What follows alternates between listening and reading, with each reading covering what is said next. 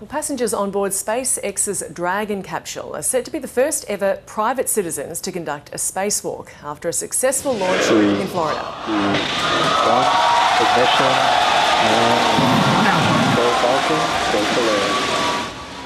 This is the riskiest private mission SpaceX's Polaris program has conducted so far. The crew will travel the furthest any humans have ventured since the end of the US Apollo moon program in 1972. Yep, it's of the trunk. We can see it separating from the second stage. A gorgeous view. The Polaris Dawn mission will test new spacesuits to see how they hold up in the vacuum of space. And the test includes the first ever attempted spacewalk by a non-professional astronaut. Let's get more on this. Dr. Wendy Whitman-Cobb is a professor of strategy and security studies at the School of Advanced Air and Space Studies.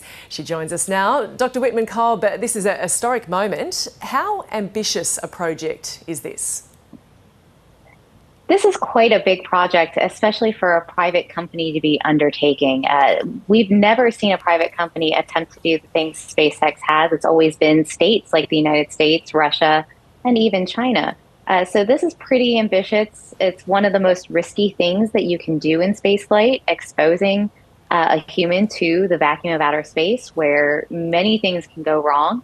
And so even just the fact that SpaceX has developed their own spacesuits is a really big deal because NASA itself hasn't developed new spacesuits since the 1980s. They're incredibly difficult, very technically difficult to do. And so I think this really speaks to the ambitions that SpaceX has for the future of private spaceflight, let alone how they're trying to help NASA in its return to the moon program. So who's on board and when and how will this spacewalk take place? Yeah, there's four private astronauts on board. The mission commander is Jared Isaacman. He is really sort of leading the Polaris program overall in cooperation with SpaceX. He also went up on the very first private human spaceflight mission, Inspiration 4, several years ago. He's joined by a former U.S. Air Force pilot who is serving there as well, and then two SpaceX employees. And two of them, Jared Isaacman and one of the SpaceX employees, Gillis, will be conducting the spacewalk in about 2 days' time, so day 3 of the mission.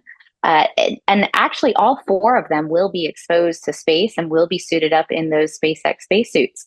There is no sort of way to depressurize just part of the Dragon capsule, so the entire capsule will be depressurized, with the two of them venturing outside to see how well those spacesuits work and see what they need to learn about how hard or how easy what they need in order to operate in space. And that's a really big step forward because SpaceX is going to need to do those things if it wants to take private passengers to the moon and eventually Mars.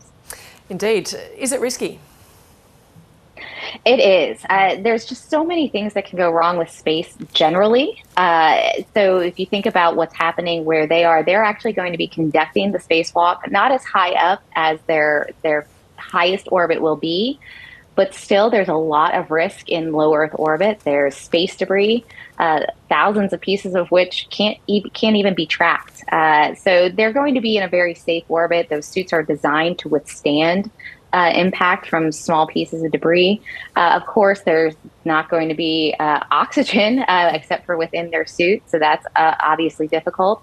In terms of risk, you think back to some of the earliest spacewalks in the 1960s, and on the Soviet side, their first spacewalk participant almost died because he couldn't get back inside the capsule.